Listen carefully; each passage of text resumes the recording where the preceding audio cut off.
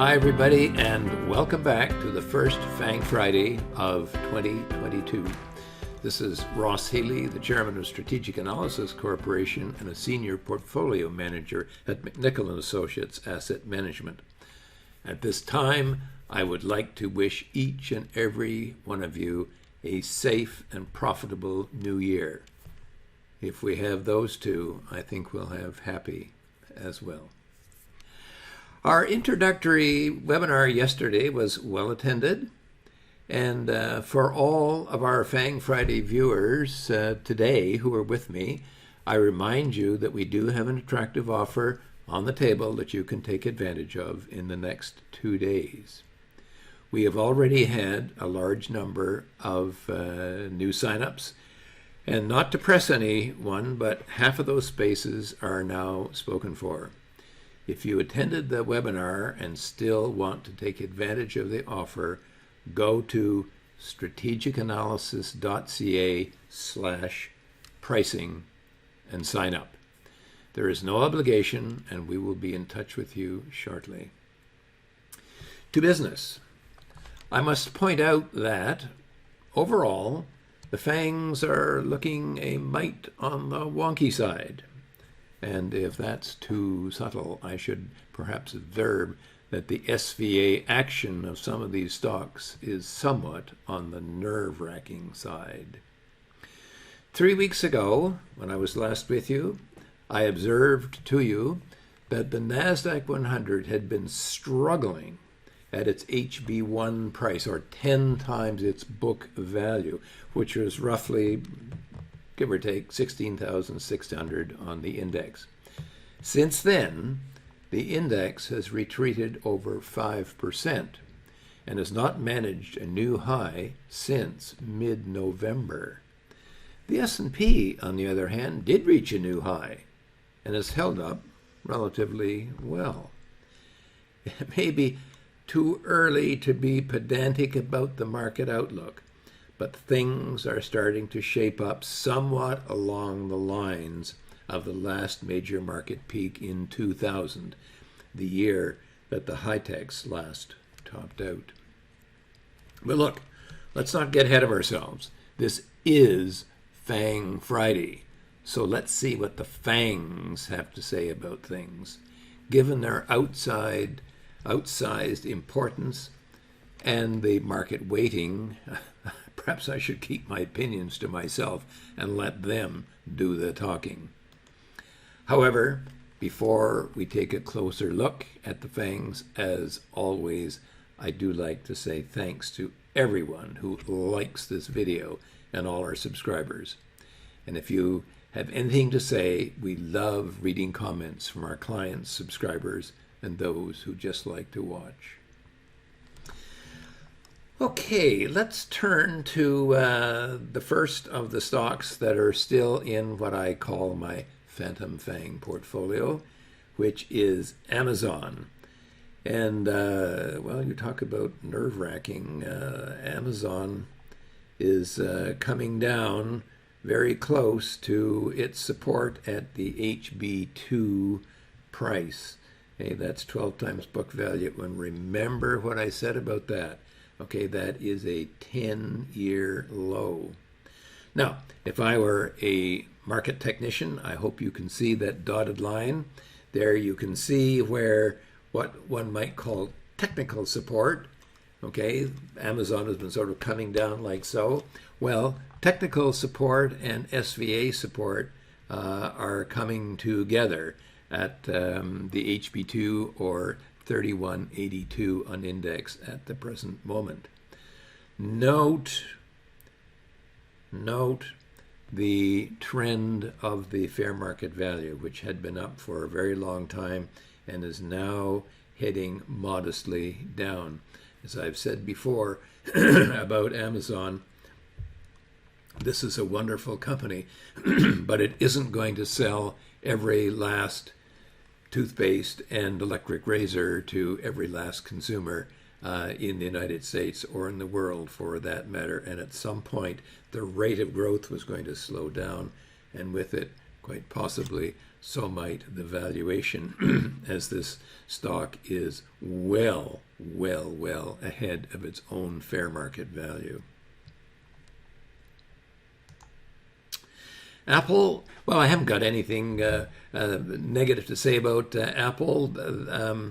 If I put this line here, that's about the trend, I think, of the HB6 price.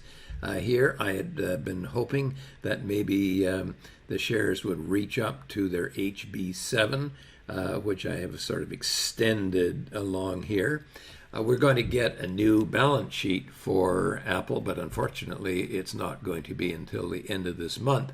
So in the meantime, what looks like that sharply rising balance sheet, if the share buybacks continue, is going to level out again and give us a better SVA reading on what the shares are doing. In the meantime, we do have to sort of surmise and intuit where those breakpoints are. NVIDIA, well, remember NVIDIA, we got a perfect peak at its HB6, and remember I pointed out that the HB6 was the dead peak of NVIDIA back in 2000. Well, it did that again. Had a sharp setback to its HB5, okay, which was 26 times its book value, and had a nice little bounce. Remember what I said? If you wanted to buy, the last time that I was on 3 weeks ago, if you wanted to buy the stock, you had to be quick because that bounce occurred very rapidly. On the other hand, as it transpires, maybe rushing in was not such a good idea, as the stock has broken support. Now, it does not have a confirmed breakdown, which is a failure of 3% over a 5-day period, but it is not promising. Tesla, I don't know exactly what to say or recommend that you do with Tesla. When I look at the stock, ever since October the 24th, and I look at where Tesla is gone, if you add up all of those changes in price, that's 135% move in a market which is sort of up and down by about 10% for the NASDAQ 100. So I don't know whether you would call this manic depressive or merely nerve-wracking, but it's a difficult issue to have right now. If I had to make a decision on the stock, I would say, okay, it's in my Phantom FANG portfolio, but I must admit some nervousness about Tesla overall. Netflix, the last time we looked at it, Netflix had broken down, but we hadn't had a confirmed sell on the stock. That was 3 weeks ago. Subsequent to that time, it sort of clawed its way just over its HB3, which is 16 times book value, but it has now abruptly let go. And I would have to say that the warning we got 3 weeks ago has now taken full effect. And I think that Netflix now heads lower. Alphabet, well, we never managed to get Alphabet into the Phantom FANG portfolio. I was sort of on tenterhooks waiting for it to maybe break out and give us a confirmed buy, but we never got it. And remember a while ago, I finally decided I think I better take it out for a safety sec, and I'm glad that I did, because now it appears that Alphabet is starting to accelerate a little bit on the downside. Finally, Microsoft. Well, Microsoft hit its dead top. Look at this. Hit its dead top when it hit its HB3. And although it's made a couple of abortive attempts to get back there and maybe break out and go higher. It has failed to do that, and now we're starting to see a further acceleration on the downside. So I think at this juncture, it's not in the FANG portfolio, and I certainly would not want to have it in there right now. And finally, Facebook. Well, you know what I think about Facebook if you've been following me for a while. We had a top in 2018 at its bubble price, another top in 2020, and a top recently. Note, by the way, that every time that we've had a top at its bubble price, the stock has not bottomed until, look at that, until it fell to its fair market value. Well, its fair market value, I will have to tell you, is $248. So, frankly, I wouldn't hold my breath looking for a bottom on Facebook at the present time. Plus, of course, it has that big issue, kind of regulatory issue over its head. In summary, after that overview of the FANGs, I don't know what your reaction is, but mine is decidedly on the cautious side of these stocks, and quite possibly the overall NASDAQ 100 as well. There had been 4 of the FANG stocks, what were then the 7 FANG stocks in what I called my Phantom FANG portfolio. We had Amazon, Apple, Nvidia, and nervously, possibly Netflix, although it was looking very shaky the last time I reviewed this group. I observed then that Netflix was electing to test the dark side of the force and break lower. It subsequently did manage to pull itself back a couple of days, but is now making a break for lower ground. I could also nervously add Tesla to make a 4th holding, especially now that it's pulled back to its HB6 price, or 33 times book value.